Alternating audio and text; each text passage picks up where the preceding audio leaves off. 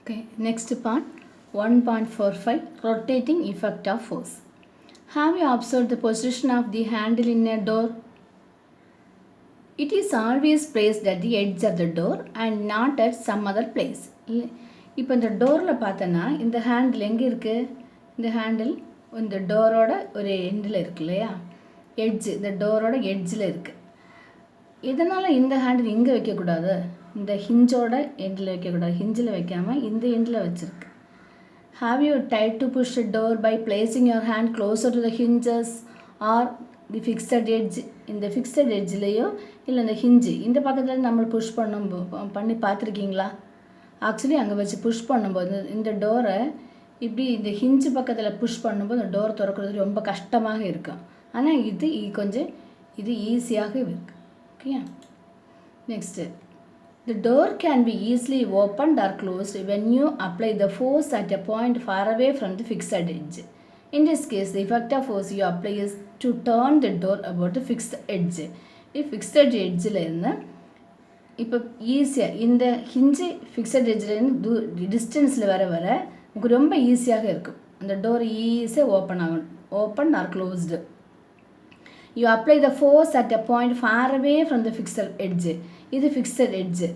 Fixed எட்ஜ்லேருந்து far away ரொம்ப தூரத்தில் அந்த ஹேண்டில் வரும்போது டோரை நமக்கு ஈஸியாக ஓப்பன் பண்ணவும் க்ளோஸ் பண்ணவும் முடியும். Okay, the next, the turning effect of applied force is more when the distance between the fixed edge and the point of application of force is more. இப்போ இதில் இருந்து applied force is நமக்கு applied force is more எப்போ?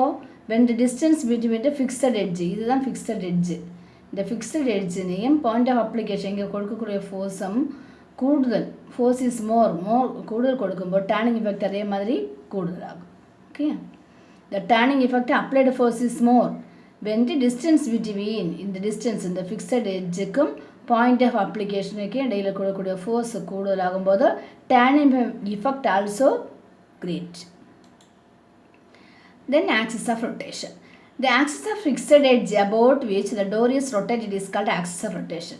எந்த ஆக்சிஸில் இருந்து அந்த door open and closed rotate ஆகுதோ, so this axis is called axis of rotation. இந்த ஹிஞ்ச் இருக்குல்ல, இந்த this is called axis of rotation.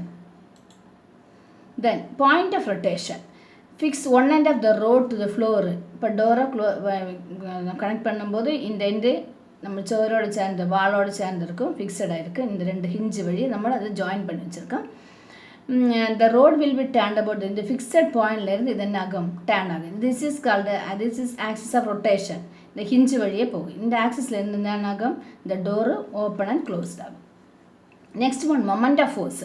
The rotating of turning effect of force about a fixed point or fixed axis is called the moment of force about that point or torque.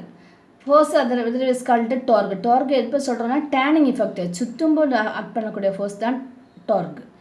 Rotating and turning effect of force fixed point. ஒரு fixed point பாரு, இங்கே நம்ம force apply பண்ணுறோம், இது ஒரு fixed point பார்த்து தான் apply பண்ணுறோம் இல்லையா? இப்போ ஃபிக்ஸட் பாயிண்ட் ஆர் ஃபிக்ஸட் ஆக்சிஸில் கொடுக்கும்போது this is called moment of the force about that in the fixed point. Okay, it is called turning effect. Turn பண்ணுறோம் இல்லையா, turning effect. Next, it is measured by the product of force and the perpendicular distance between the fixed point or the fixed axis and the line of action of the force. இப்போது turning effect எப்படி calculate பண்ணணும்னா, product of force ஒரு எண்டில் நம்மளை force apply பண்ணுறோம், கை வச்சு அதை turn பண்ணுறோம். அந்த டர்ன் பண்ணுறதுக்கான ஃபோர்ஸ் அப்ளை பண்ணக்கூடிய எண்ட் இது. தென் இந்த இடத்துல தான் நம்ம டர்ன் பண்ணுறோம், இந்த நட்டை டர்ன் பண்ணுறோம் இல்லை ஸ்பேனர்னால். இப்போ இங்கே ஸ்பேனரில் அப்ளை பண்ணுறோம், இந்த நட்டை டர்ன் பண்ணுறோம்.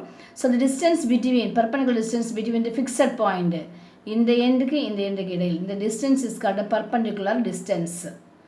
So it is measured by the product of torque tau, turning point tau. Torque is equal to F into applied பண்ணக்கூடிய force into perpendicular distance between them. This is a D, F into D. So tau is equal to F into D. Its unit is Newton meter. Unit of force is Newton. Unit of distance is meter. So unit of torque is Newton meter. Torque is a vector quantity because it has both magnitude and direction. Next one, couple. Two equal and unparalleled forces supplied simultaneously at two distinct points constitute a couple. இப்போ ரெண்டு force F opposite டைரக்ஷனில் equal two equal, இது F equal தான், ஆனால் unlike parallel. ஒன்று இந்த direction ஒரே same direction வந்தோன்னா பேரலல், இல்லை இது இப்போ ஆப்போசிட் டைரக்ஷன், இங்கே ஒரு டைரக்ஷன் ஜஸ்ட் ஆப்போசிட் இருந்தது. அன்லைக் பேரலல் ஃபோர்ஸஸ் ஆக்ட் சைமல்டேனியஸாக ஒரே டைமில் ஆக்ட் பண்ணும்போது தட் இஸ் கால்டு இது கன்ஸ்டியூட் அ கப்பல். கப்பல்னு சொன்னாலே ஒரு ஜோடி தான். இங்கே ரெண்டு ஃபோர்ஸ் சேர்ந்து ஒரு ஜோடி, ஆனால் ஆப்போசிட் டைரக்ஷன். ஓகேயா, கன்ஸ்டியூட் அ கப்பல். நம்ம மெயில் அண்ட் ஃபீமேல் மாதிரி கப்பல்னு சொல்கிறோம்ல, அதே மாதிரி opposite force but in two equal, that is called couple. Rotating effect of couple is known as it is rotating. So ரெண்டு ஃபோர்ஸு டிஃப்ரெண்ட் டைரக்ஷன் ஆக்ட் பண்ண வேணா ஆகுது, சுற்ற ஆரம்பிக்கும். So this is called the moment of a couple. So moment of couple F is equal, M is equal to force into distance. Okay, இப்படி சுற்று இல்லையா, force into இவ்வளோ distance இப்படி சுற்றி வரும். So F into perpendicular distance between them. இந்த ஃபோர்ஸுக்கு இந்த ஃபோர்ஸுக்குள்ள distance தான் S. So F into S. Example of moment of couple. One turning tap. நம்ம டேப்பை பைப்பை டர்ன் பண்ணுறோம் இல்லையா, அதை டர்ன் பண்ணுறது turning of tap. Next winding or unwinding ஸ்க்ரூவை டர்ன் பண்ணுறது. இதே மாதிரி எல்லாமே ரெண்டு ஃபோர்ஸ் ஆக்ட் பண்ணணும், அப்போ தான் அது சுற்ற முடியும். Okay, then spinning a top, பம்பரை சுற்றி விட்றோம் இல்லையா, ரெண்டு ஃபோர்ஸ் ஆக்ட் பண்ணணும், இந்த சைடு அப்போ தான் ரொட்டேட் ஆகும். Two forces. Okay, the next turning effect of couple is measured by magnitude of its moment. Moment of couple is equal to force into first சொன்ன மாதிரி perpendicular distance between. So m equal to F into S. Unit of moment of couple is Newton meter in a SI system and dyne centimeter in CGS system. Then by convention, direction of moment of force or couple is negative if it is rotated in clockwise direction. Clockwise direction சுற்றும் போது நம்மளால் கணக்கு பண்ணுறது negative value is taken as negative. Then if it is the body is rotated anti-clockwise direction, இப்போ anti-clockwise direction இருக்கும்போது the couple is taken as positive. clockwise direction சுற்றும்போது நம்மள என்ன சொல்கிறோம், clockwise. So it is a negative. ஆனால் clock எதிராக சுற்றும்போது anti-clockwise direction, then it is taken as positive. Okay, the next இந்த எந்த இடத்துலலாம் இந்த யூஸ் பண்ணுறோம், டார்க் அப்ளை பண்ணுறது, application of torque. First one gears, வண்டியிலலாம் இருக்கிற கியர், நம்ம வாட்சுக்குள்ளே இருக்கும் gear. Okay, gear is circular wheel which with teeth around its rim. It helps to change the speed of rotation of a wheel by changing the torque to helps to transmit the power. இல்லையா, இப்போ energy இது பண்ணுறதுக்காக use பண்ணுறோம் torque. இப்போ so next அதே மாதிரி seesaw. இந்த இங்கே பார்த்தோன்னா ஹெவியர் பர்சன் ஒரு இடத்துல உட்காந்துருக்கு, ஒரு லைட்டர் பர்சன்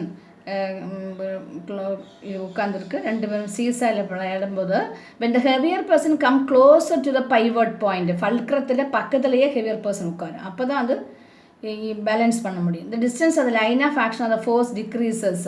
இங்கேருந்து இங்கே டிஸ்டன்ஸ் வந்து கம்மியாக இருக்கும். ஹெவியர் பர்சன் எங்கே உட்காந்துருக்கும், அந்த லைன் ஆஃப் ஆக்ஷன் கம்மியாக இருக்கும். இங்கே லைட்டர் பர்சன் ஆகுது, வெயிட் கம்மியான பர்சன் ஆகும்போது இந்த டிஸ்டன்ஸ் வந்து ஜாஸ்தியாக இருக்குது. Okay, it causes less amount of torque to act on it. This enables the lighter person to lift a heavier person.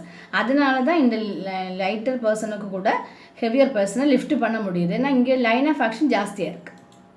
அதே மாதிரி ஸ்டியரிங் வீல். இதில் பார்த்தோன்னா ஸ்டியரிங் வீல் வந்து ஒரு கார் ஈஸியாக டர்ன் பண்ணுறோன்னா ஸ்டியரிங் வீலில் ரெண்டு ஃபோர்ஸ் ஆக்ட் பண்ணு, ஒரு ஃபோர்ஸ் இந்த சைடு ஒரு ஃபோர்ஸ் இந்த சைடு இல்லையா, டூ ஃபோர்ஸஸ் ஆக்ட் ஆப்போசிட்டாக சுற்றிட்டு, அப்போ அந்த ரெண்டு rotating couple of force act பண்ணும்போது இது லெஸ் எஃபர்ட்லேயே கார் போக ஆரம்பிக்கும்.